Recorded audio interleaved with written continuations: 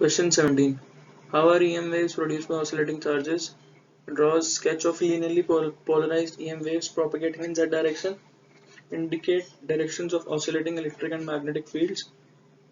Or write Maxwell's generalization of Ampere's circuital law. Show that in the process of charging a capacitor, the current produced within the plates of capacitor is I equals epsilon naught d phi e by dt, where phi is the electric flux produced during charging of capacitor plates.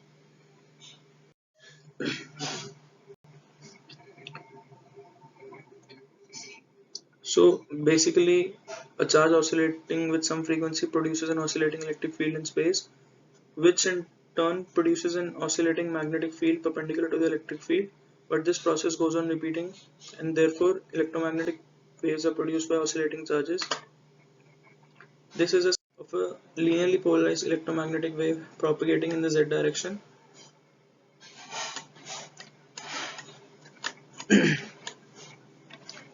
In this diagram, the direction of electrical and magnetic field are perpendicular to each other and also perpendicular to the direction of propagation of wave.